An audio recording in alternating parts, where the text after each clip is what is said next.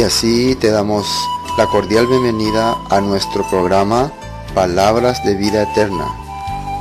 Este programa tiene el propósito de compartir el corazón de Dios a través de las Sagradas Escrituras. Desde ya te dejamos con la audición de este día.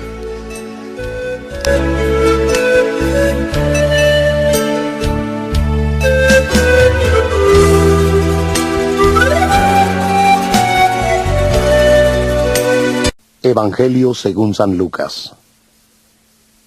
San Lucas 1. Puesto que ya muchos han tratado de poner en orden la historia de las cosas que entre nosotros han sido ciertísimas, tal como nos las enseñaron los que desde el principio las vieron con sus ojos y fueron ministros de la palabra, me ha parecido también a mí, después de haber investigado con diligencia todas las cosas desde su origen, escribírtelas por orden, excelentísimo Teófilo, para que conozcas bien la verdad de las cosas en las cuales has sido instruido. Hubo en los días de Herodes, rey de Judea, un sacerdote llamado Zacarías, de la clase de Abías. Su mujer era de las hijas de Aarón y se llamaba Elisabet. Ambos eran justos delante de Dios y andaban irreprensibles en todos los mandamientos y ordenanzas del Señor. El libro de San Lucas es un libro muy especial. Y estudiar este libro realmente nos va a dar mucha bendición y entendimiento. Por eso sería bueno que no nos perdamos, ¿no? Casi ningún tema. ¿Y cómo comienza el libro de San Lucas? Ustedes saben que el único libro escrito de los evangelios, ¿no? Nuevo Testamento, que no es judío, precisamente es Lucas. Lucas no era judío, era convertido sí al judaísmo, pero no era judío. Entonces él, ¿desde qué ámbito, mente, empieza a escribir? Enfocándose hacia quién empieza él a escribir. Ya que él no era judío, él era gentil, entonces normalmente hacia quién empieza a escribir, hacia los gentiles, tratando de hacerle entender a los gentiles acerca de Jesucristo. Y muy interesante cómo narra Lucas la palabra. Vamos a leer capítulo 1, versículo 1, a ver qué está diciendo.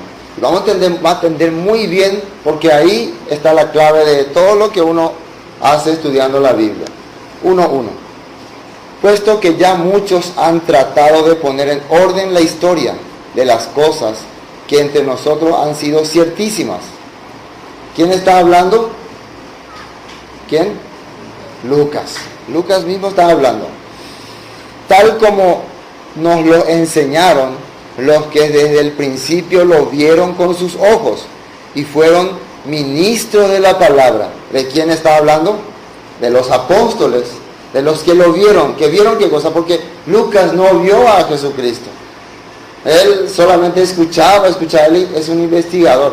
Después él investigó. Entonces lo que él está tratando de hacer es ordenar, dice. Versículo 3 dice: me ha parecido también a mí, después de haber investigado con diligencia todas las cosas desde su origen, escribírtelas por orden, oh excelentísimo Teófilo. ¿Cuál es la manera más correcta de explicar algo o algo sobre Dios a alguien? Especialmente a una persona como Teófilo, que era, por lo visto, un gobernador o una alta autoridad. ¿Cómo hay que hacer para explicarle a alguien algo?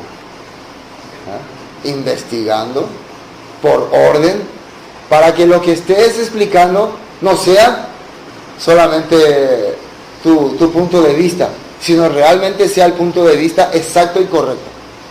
Entonces se nota que Lucas, al querer compartir la palabra, no era solamente, mira, te voy a compartir lo que más o menos hoy, no. Él también comprobó, investigó si estas cosas eran así, si era correcto o no, para poder predicar a las personas. Por eso dice aquí, me ha parecido también a mí, después de haber investigado.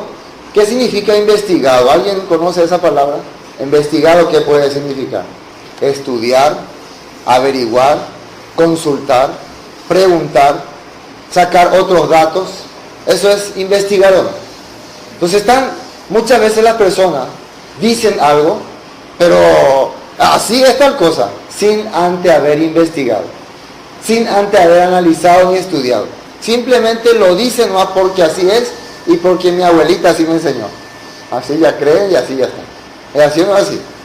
Entonces, diferente es cuando te pones a investigar. ¿Y por qué mucha gente no quiere investigar? ¿Qué tiene mucha gente a la hora de investigar?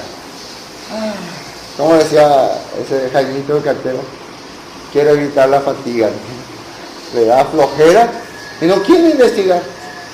¿Sí? Por esa razón muchas personas, no, así nomás ya tienen que creer, no. Pero Lucas diligentemente quería investigar. Con diligencia, investigado con diligencia. ¿Y qué es diligencia? Atentamente, no solamente una investigación, así va y va y, como nosotros acostumbramos, no, más o menos leí, más o menos averigüé. ¿Qué tipo de investigación hay que hacer? Ustedes han investigado sobre la palabra de Dios atentamente. Y fíjense que cuando Pedro habla acerca de esto, se acuerda también de lo que los profetas y los antiguos predicadores hicieron. Vamos a ver, para esta parte, el libro de Pedro, primera de Pedro. Vamos a entrar ya ahí. Primera de Pedro, capítulo 1. Fíjense que en el capítulo 1 empieza así. El apóstol de Jesucristo a los expatriados de la dispersión en Ponto, Galacia, Capadocia, Asia, Bitinia, elegidos según la presciencia de Dios, Padre, en santificación del Espíritu, para obedecer y ser rociados con la sangre de Jesucristo, gracia y paz sean multiplicadas. Bendito el Dios y Padre de nuestro Señor Jesucristo, que según su grande misericordia nos hizo renacer para una esperanza viva, por la resurrección de Jesucristo de los muertos, para una herencia incorruptible, incontaminada e inmarcesible, reservada en los cielos para vosotros, que sois guardados por el poder de Dios, mediante la fe, para alcanzar la salvación que está preparada para ser manifestada en el tiempo postero. Y cuando sale acá, siempre cuando dice la fe, se refiere a creer en lo que está escrito, creer en la palabra, creer en lo que Dios dejó en su palabra, en lo cual vosotros os alegráis, aunque ahora por un poco de tiempo, si es necesario, tengáis que ser afligidos en diversas pruebas, para que sometida a prueba vuestra fe, mucho más preciosa que el oro, el cual aún que perecedero se prueba con fuego, sea hallada en alabanza, gloria y honra cuando sea manifestado Jesucristo, a quien amáis sin haberle visto, en quien creyendo, aunque ahora no lo veáis, os alegráis con gozo inefable y glorioso.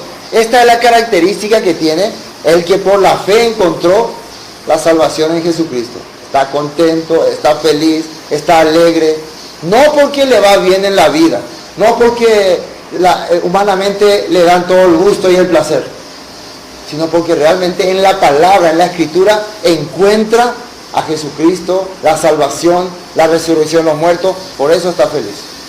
Si otra cosa le hace feliz, si le hace feliz porque le tratan bien, si le hace feliz porque le dan todo su gusto, entonces no tiene nada que ver con esta salvación, según esta palabra. Entonces, a quien amáis sin haberle visto, en quien creyendo, aunque ahora no lo veáis, os alegráis con gozo inefable y glorioso. Entonces, si es que no le hemos visto a Jesús personalmente, ¿por qué estamos alegres aunque no le hemos visto?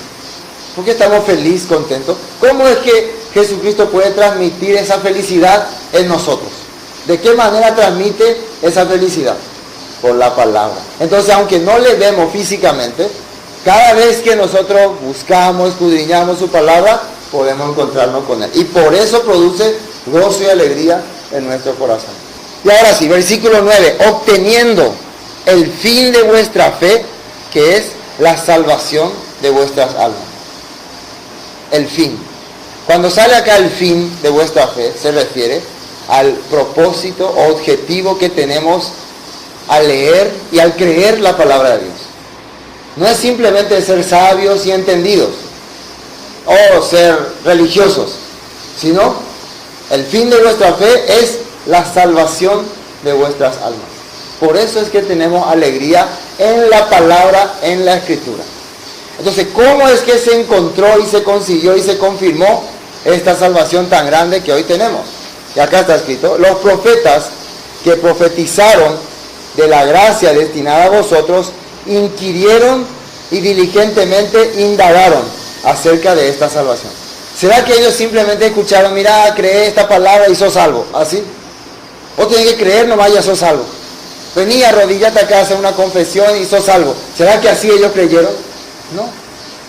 Para poder esta gracia ser revelada hoy a nosotros, esos profetas indagaban, escudriñaban, investigaban, ¿será esto? ¿Será esto? ¿Y qué es lo que ellos indagaban e investigaban? Fíjense ahí, escudriñando qué persona y qué tiempo indicaba el Espíritu de Cristo que estaba en ellos. ¿Qué persona y qué tiempo? ¿Cómo podemos saber que esta persona representaba al Mesías que va a venir? O la vida de esta persona estaba queriendo explicarnos acerca del Salvador. Todas esas cosas ellos investigaban. Así. Entonces, ¿por qué? ¿Por qué tenían que hacer estas cosas? ¿Por qué era tan importante? Porque el objetivo de todas estas cosas, ¿cuál era?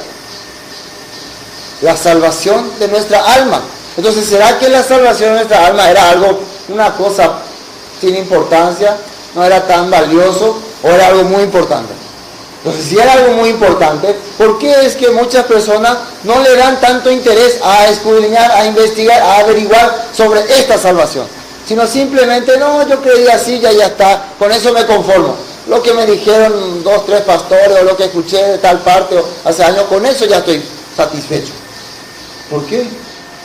Si los antecesores hicieron así, porque creyeron que esta salvación era muy importante, debería de los alumnos hacer lo mismo.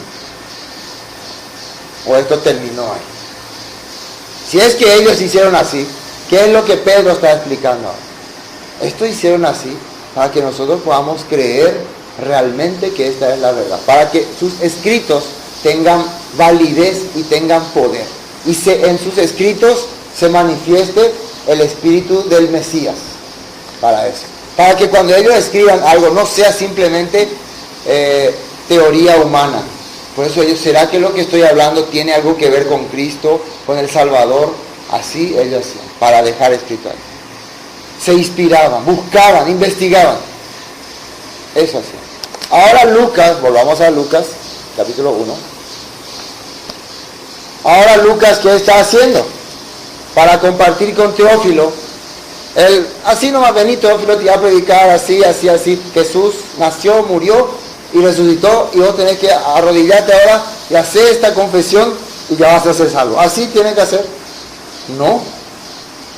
Si él quiere realmente transmitirle la verdad a una persona, ¿qué es lo que hace? Investiga diligentemente todos los hechos desde su origen. Entonces, ahora acá el versículo 3, 1:3, me ha parecido también a mí, después de haber investigado con diligencia todas las cosas desde su origen, escribírtelas por orden.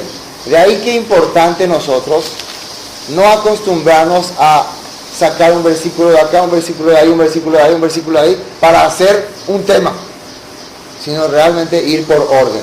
Y si necesitaríamos sumarle un versículo a ese orden que estamos yendo, le sumamos. ¿Me entienden? Muchas veces nosotros hacemos un tema, no sé, el tema, y a ese tema empezamos con un versículo, saltamos de otro, venimos de otro y hacemos otro, salimos, y al final no sabemos cuál fue el tema exacto que queríamos tocar, solamente le pusimos un nombre y ahí ya creamos un tema ya. Pero es diferente si tocar como tema el libro de San Lucas, y necesitas sumarle algo, entonces es diferente, le vamos a sumar más. Por eso dice la Biblia, la suma de tu palabra es la verdad. Cuando la palabra que queremos explicar o confirmar tiene su apoyo en alguna otra parte, está confirmando que es la verdad.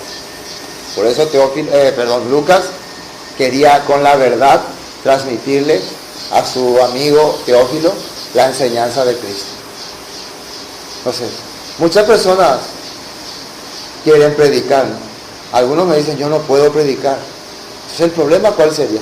¿Será que Lucas fue, no sé, fue destinado para ser un predicador? ¿O la experiencia y la vivencia que le tocó en ese tiempo le obligó a ser predicador?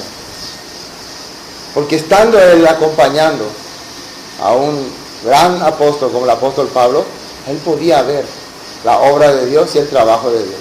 Entonces automáticamente cuando una persona experimenta y vive estas cosas, quiere compartirlo, quiere hablar. Entonces, por su parte, ya Pablo le transmitió todo su entendimiento. Ahora, Lucas no puede quedarse, bueno, lo que experimenté con Pablo es suficiente. Tengo que averiguar más, tengo que investigar más, tengo que saber más. Así hizo Lucas, para poder transmitir un evangelio perfecto, acorde a los hechos, por orden. Así él empezó. Entonces, versículo 4, para que conozcas bien la verdad de cosas en las cuales has sido instruido. Significa que este Teófilo ya estaba escuchando la palabra, pero ¿qué necesitaba? ¿Qué dice acá? Conozcas bien la verdad. Estaba siendo instruido. No, Lucas, se oye el cuapamo, se oye entender pamo mi aparte. No, vamos a empezar desde el principio. No, predicame otra cosa, no, yo ya eso entendí todo. Lucas no pensaba así. ¿Me entienden hasta acá, no? El corazón, el deseo de Lucas, el transmitir exacta y correctamente la palabra para que el oyente quede realmente fortalecido en su corazón con la palabra de Dios. Por eso él empieza desde el principio. Entonces no tenemos que sentirnos mal, que se nos empiece a predicar de vuelta, de nuevo, el origen, el punto, porque eso es lo que hace que perfeccionemos nuestro entendimiento y sobre todo el tema fundamental que es la salvación de nuestra alma. Tiene que ser profundizado y ampliado más cada día. Amén. Bueno, acá en el versículo 5 comienza con el anuncio del nacimiento de Juan el Bautista, que me parece importante. El versículo 5. Hubo en los días de Herodes, rey de Judea, un sacerdote llamado Zacarías, de la clase de Abías. Su mujer era de las hijas de Aarón y se llamaba Elizabeth. Y miren lo que dice el versículo 6. Dice, ambos eran justos delante de Dios. ¿Y qué se entiende por justos? ¿Qué es justos? Justificado. ¿Qué entienden por justos? Caminaba correctamente con... ¿Será que el justo de la Biblia y el justo que muchos de nosotros entendemos es el mismo? El que a nosotros muchas veces le decimos que es justo. Por lo menos yo soy justo. Mi vida es un desastre, yo no tengo nada que ver con Dios, no leo la Biblia, vivo haciendo cosas que no le gusta a Dios, pero por lo menos soy justo. Algunos dicen así, algunos hablan así, por lo menos soy justo. Menos mal soy justo, si no ya estaría frito. Algunos dicen así. Pero según la Biblia, ¿quién era justo? La palabra justo significa, el significado original de justo es la persona que camina con Dios, camina de acuerdo a la voluntad de Dios, que hace las cosas que Dios dice. Ese es el significado de justo. Por eso hacer justicia, ¿qué es? ¿Qué es hacer justicia? Hacer las cosas que Dios quiere que se haga. No hacer las cosas que yo quiero que haga. Hacer las cosas que a Dios le parece que están correctas. Eso es hacer justicia. Hacer injusticia, ¿qué sería? Hacer las cosas que Dios no quiere que se haga, o no le gusta que se haga. Entonces este matrimonio, ambos eran justos delante de Dios y andaban irreprensibles en todos los mandamientos y ordenanzas del Señor. Ese era justo. A ese se le llamaba justo, irreprensible. Ustedes saben, la esposa de este señor Zacarías era estéril. ¿Qué significa eso? No podía tener hijos. En aquel tiempo una mujer estéril era considerada ¿cómo se puede decir? Un castigo, algo tremendo, algo digno de dejarla inclusive. Dice que así, hasta ese punto llegaba. Uno podía solicitar el divorcio porque su esposa era estéril. No, yo no quiero estar con esta mujer, es estéril. Tenía ese derecho, porque era como una maldición ser estéril. ¿Qué le parece? Entonces, la esposa de Zacarías era estéril. Ellos ya estaban viviendo años y años. ¿Por qué él no la dejó? ¿Por qué no le dejó? Precisamente porque él tenía un corazón justo. ¿Qué es corazón justo? Misericordioso. Y él amaba a su esposa a pesar de que tal vez no le iba a dar nunca hijos. Es como si estuviera negando su derecho de ser padre, de tener descendencia, todo. Negó ese derecho. Yo me casé con esta mujer y como la Biblia dice, hasta que la muerte los separe. Así él entendió. Y así se quedó. Entonces, Dios no recompensa a la persona que vive justamente. ¿No recompensa? Recompensa. ¿Por qué algunos creen que no van a ser recompensados por Dios si viven justamente? Entonces viven nomás como se le da la gana, porque no conoció todavía la misericordia y el amor de Dios. Entonces todas estas cosas que están en la Biblia nos está explicando, ¿no?, lo que Dios quiere que tenga su hijo verdadero. Una persona que vivía conforme a la palabra, conforme a lo escrito, aunque le vino, parece una maldición. Podría haber dicho, pero ¿qué pasa? Yo vivo conforme a tu palabra, conforme a todo, y soy estéril. Como la maldición le hubiera caído. Pero Dios le recompensó, porque escucharon su voz, siguieron su camino, sin importar las consecuencias. Tal vez ellos ya estaban esperando la recompensa en la otra vida, o en la resurrección, porque ya eran viejitos. Pero Dios le hizo un gran milagro, como también hizo a Abraham y a Sara. Por eso, al ver esta representación, podemos recordar a Abraham y a Sara, que también ya eran viejitos, pero Dios le da la promesa de que van a tener un hijo.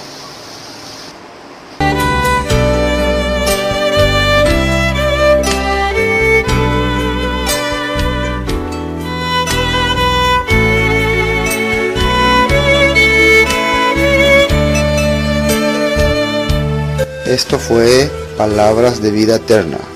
Cualquier consulta que tengan sobre el tema que hemos tratado hoy, nos envían sus mensajes al 0981 60 46 77 y estaremos respondiéndoles con mucho gusto. Bendiciones y hasta pronto.